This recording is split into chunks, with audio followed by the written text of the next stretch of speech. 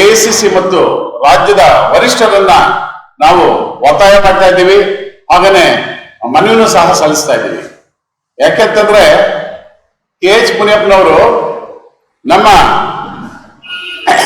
ರಾಷ್ಟ್ರದ ಇತಿಹಾಸ ಕಂಡ ಹಸಿರಿನ ಹರಿಕಾರ ಶ್ರೀ ಜಗಜೀವನ್ ರಾಮ್ರವರು ಆ ಸಮುದಾಯದಿಂದ ಬಂದು ಒಂದು ಸಾಮಾಜಿಕ ನ್ಯಾಯದ ಅಡಿಯಲ್ಲಿ ಈ ದೇಶದ ಉಪ ಪ್ರಧಾನಿಯಾಗಿದ್ದರು.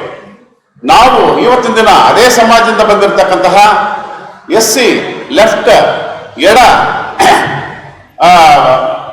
ಆ ಒಂದು ಸಮುದಾಯದಿಂದ ಬಂದಿರತಕ್ಕಂತಹ ನಮ್ಮ ಶ್ರೀ KH ಮುನಿಯಪ್ಪಾಜಿ ಅವರನ್ನ ಈ ರಾಜ್ಯದ ಉಪಮುಖ್ಯಮಂತ್ರಿಗಳನ್ನಾಗಿ ಮಾಡಬೇಕಂತ ಹೇಳ್ಬಿಟ್ಟು ನಾವು ಈ ಮೂಲಕ ಪತ್ರಿಕಾಗೋಷ್ಠಿಯ ಮೂಲಕ ಎಲ್ಲ ವರಿಷ್ಠರನ್ನು ನಾವು ಮನವಿ ಮಾಡ್ತಾ ಇದ್ದೀವಿ.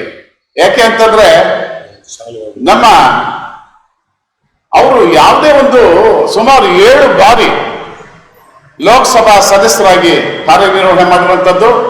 ಆ ಲೋಕಸಭೆಯ ಸದಸ್ಯರಾಗಿದ್ದಾಗ 2 ಬಾರಿ 2 ಅವಧಿಯಲ್ಲಿ UPA 1 ಮತ್ತು UPA 2ರಲ್ಲಿ ಮನಮೋಹನ್ ಸಿಂಗ್ ರವರ ಒಂದು ಪ್ರಧಾನಮಂತ್ರಿತ್ವದಲ್ಲಿ ಅವರು ಮಂತ್ರಿಗಳಾಗಿ ಕೆಲಸ ಮಾಡ್ತಿರ್ತಕ್ಕಂಥದ್ದು. ಮೊದಲು ಹೆದ್ದಾರಿ ಸಚಿವರಾಗಿ ಬಂದರು ಮತ್ತು ಹೆದ್ದಾರಿ ಸಚಿವರಾಗಿ ಕಾರ್ಯನಿರ್ವಹಣೆ ಮಾಡುವಂಥದ್ದು. ಆ ಮೂಲಕ ಇಲ್ಲಿ ನಮ್ಮ ಜಿಲ್ಲೆಗೆ ಮತ್ತು ಬ್ಯಾಂಗ್ಳೂರು ರೂರಲ್ ಜಿಲ್ಲೆಗೆ ಮತ್ತು ನಮ್ಮ ಕೋಲಾರ ಜಿಲ್ಲೆಗೆ ಎಲ್ಲ ಕಡೆಯೂ ಸಹ ಚತುಷ್ಪಥ ರಸ್ತೆ ಬರೋದಕ್ಕೆ ಮುಖ್ಯ ಕಾರಣಕರ್ತರಾಗಿದ್ದವರು.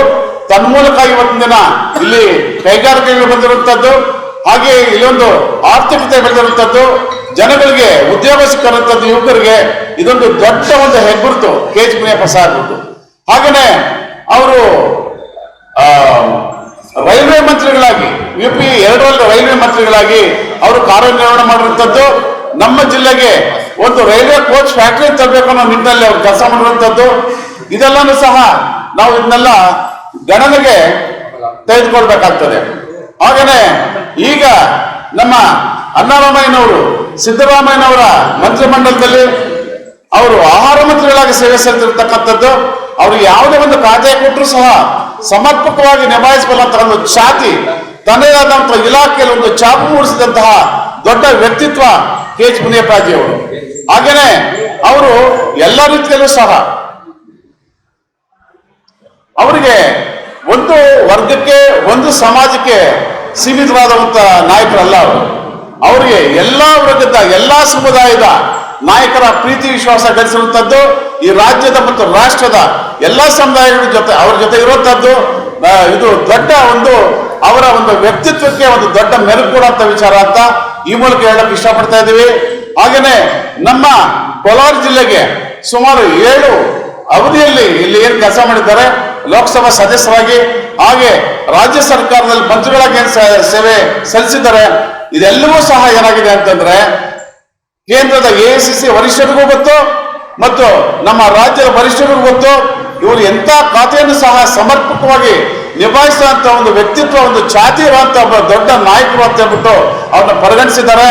ಈ ಒಂದು ಸಂದರ್ಭದಲ್ಲಿ ಏನು ಒಂದು ಮಾನ್ಯ ಸಿದ್ದರಾಮಯ್ಯನವರು ತಮ್ಮ ಪಂಚ ಗ್ಯಾರಂಟಿಗಳನ್ನು ಕೊಟ್ಟು ಈ ರಾಜ್ಯವನ್ನ ಎಲ್ಲ ಕುಟುಂಬಗಳನ್ನ ಸಮೃದ್ಧಿಯಾಗಿ ಸಮರ್ಪಕವಾಗಿ ಸುಭಿಕ್ಷವಾಗಿ ನಡೆಸ್ಕೊಂಡು ಹೋಗ್ತಾ ಇರೋ ಈ ಸರ್ಕಾರವನ್ನ ಇವತ್ತು ಅವರು ರಾಜೀನಾಮೆ ಕೊಟ್ಟು ಹೊಸ ಒಂದು ಮುಖ್ಯಮಂತ್ರಿ ಸ್ಥಾನಕ್ಕೆ ಹೊಸಬನ್ನ ಆಯ್ಕೆ ಮಾಡೋ ನಿಟ್ಟಿನಲ್ಲಿ ಒಂದು ದಾರಿ ಕೊಟ್ಟಿರುವಂತದ್ದು. ಮುಂದೆ ಏನು ಮುಖ್ಯಮಂತ್ರಿಗಳು ಹೊಸದಾಗಿ ಬರ್ತಾರೆ, ಹೊಸ ಸಂಪುಟ ಅದು ನಿರ್ಮಾಣ ಆಗುತ್ತೆ. ಅದಕ್ಕೆ ಉಪಮುಖ್ಯಮಂತ್ರಿಗಳಾಗಿ ಅವನ್ನ ಏನಾದ್ರು ಆಯ್ಕೆ ಮಾಡಿದ್ದಲ್ಲಿ ಈ ರಾಜ್ಯ ನಿಜವಾಗ್ಲೂ ಸಹ ಅವರ ಒಂದು ವ್ಯಕ್ತಿತ್ವ ಮತ್ತು ಅವರ ಕಾರ್ಯಕ್ಷಮತೆ ಇದರಿಂದ ಅವರು ರಾಜ್ಯವನ್ನ ಸುಭಿಕ್ಷವಾಗಿ ಕೊಂಡೊಯ್ತಾರೆ.